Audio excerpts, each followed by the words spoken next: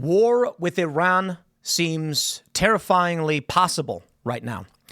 Last night, I was invited to a private meeting with the Prime Minister of Israel, Benjamin Netanyahu, as well as several other officials, Israeli and American, and we were able to ask questions of him. The rules were Chatham House meeting.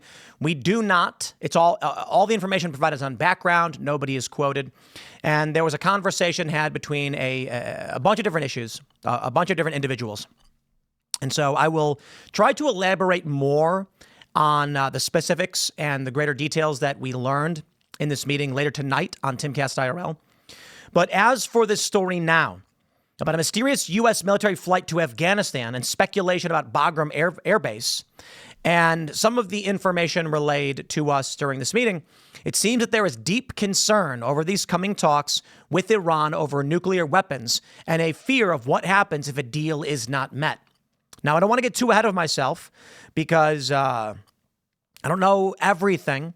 What I can say is conveyed to us was this general understanding that there's a possibility of war with Iran and fears over what happens in the Middle East should these talks not happen. Now, again, I don't want to create a false impression like anybody said it's happening or anything like that. It was just very much conveyed in a variety of respects about Iran is a great threat right now. They are making a lot of moves. The U.S. is making moves against Iran, notably with their proxies being decimated, and concerns over how this escalates.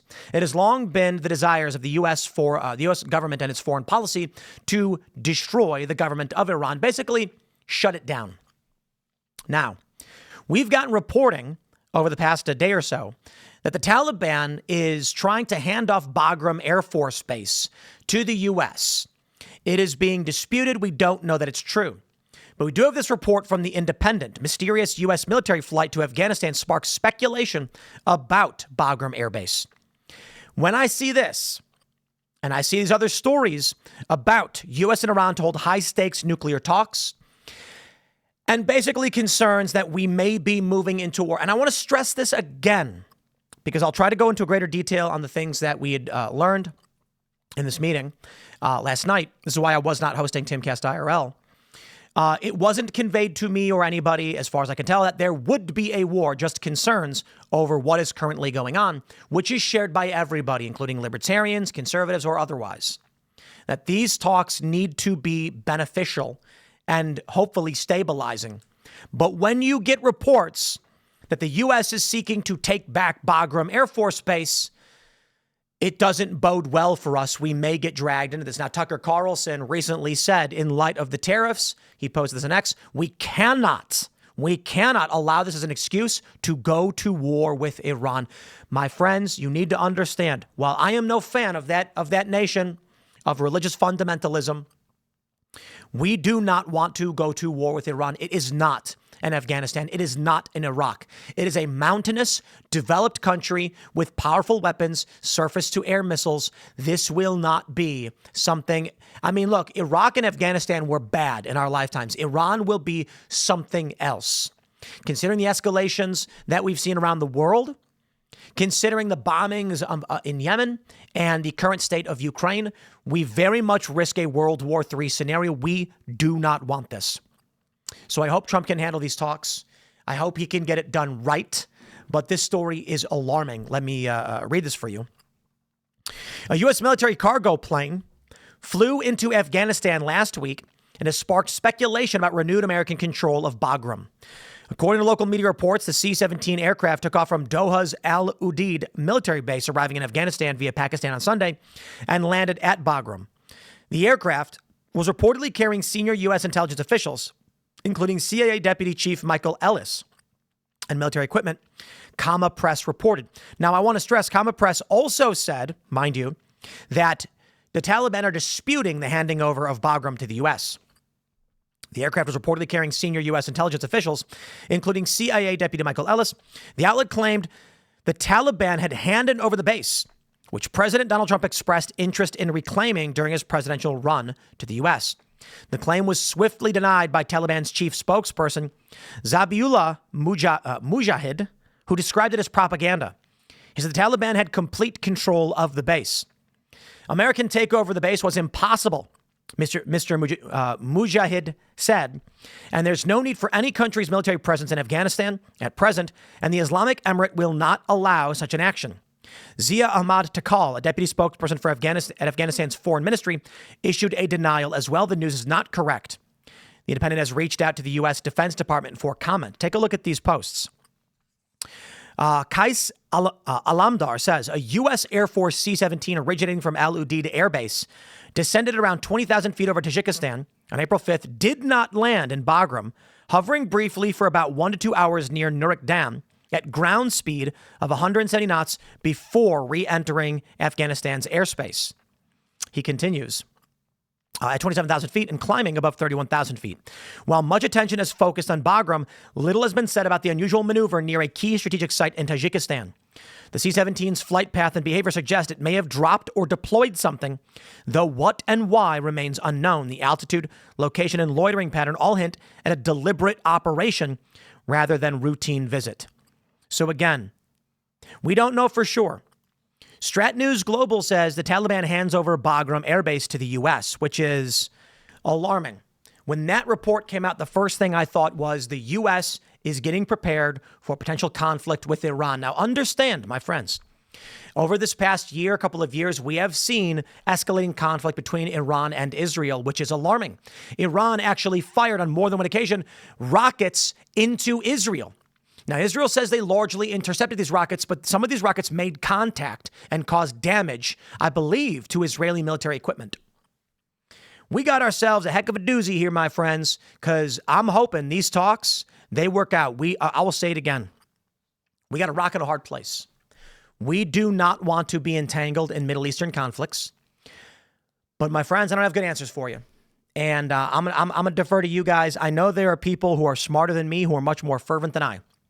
I'm sure you can turn to Scott Horton and Dave Smith, and they'll give you some pretty strong anti-war messages. What I can tell you is this.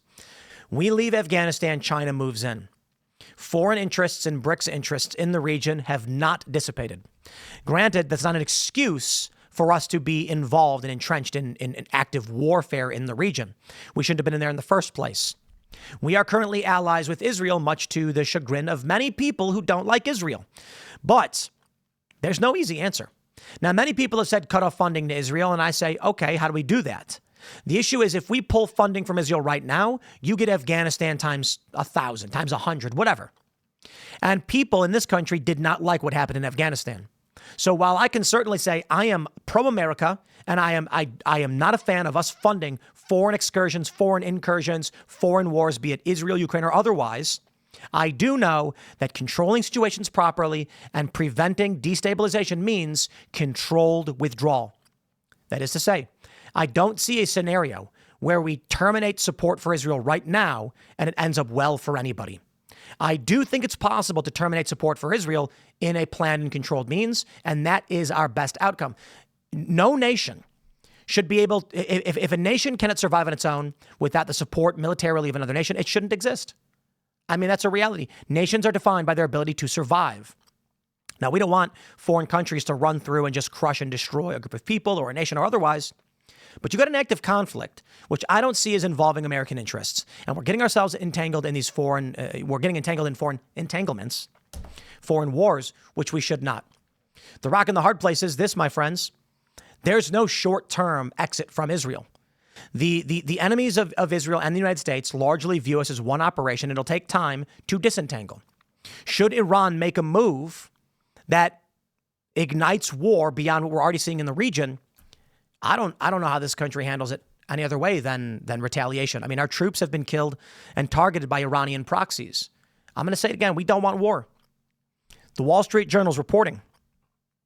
The U.S. and Iran said Monday they would convene nuclear talks, launching the two adversaries with clashing objectives. President Trump said the meetings beginning Saturday would involve direct negotiations between high-level U.S. and Iranian officials, while Iran's foreign minister Abbas Araghchi said there would be indirect talks in Oman. The talks will test Trump's ability to roll back Iran's nuclear program that has left it closer than ever to a workable weapon and to improve upon a prior agreement that he ripped up in his first term. For Iran, the challenge will be to persuade Trump to ease sanctions and to avoid a military conflict with the U.S. and possibly Israel, while keeping key elements of its nuclear work intact, analysts say. While Trump has stressed his hope for a diplomatic solution, he has also threatened to take military action against Iran if no deal is reached. Ladies and gentlemen, you tell me, you comment. I'm going to say it now. I oppose active engagements against Iran. I think it'll be a mistake. I think it will be expensive. I think it'll be devastating for the global economy. I think it'll be the quickest path towards a World War III. And I think you and your children will regret it. But I don't have any good answers. I really don't. It's easy, I think, and naive to say that the world is so simple, that we simply just do nothing. But there is a reality in which even if we do not engage with Iran, Iran engages with us in some way, cyber warfare or otherwise, through proxies. And there's only so much you can do in avoiding the conflict. I'm not going to lie to you. I know a lot of people are going to be screaming, bang on the table, saying, no, we should never go to war no matter what. My point is, what if war comes to us?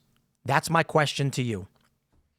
I'm going to wrap it up there. Tonight on Timcast IRL, I'll go into greater detail on the meeting with Netanyahu and the many other officials as well, and what we had discussed in a broad sense. And on background, I can tell you a lot of what was talked about.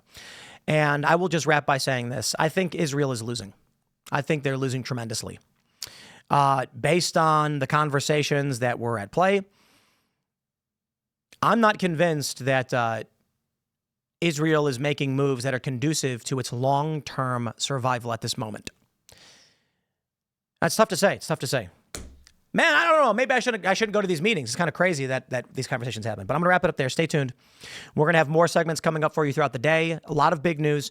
Apparently, Ukraine is saying they captured Chinese nationals fighting on the front line, indicating an escalation of this conflict. I don't know how this ends well. We'll wrap it there. Follow me on X and Instagram at Timcast. Stay tuned, and we'll see you on the next segment.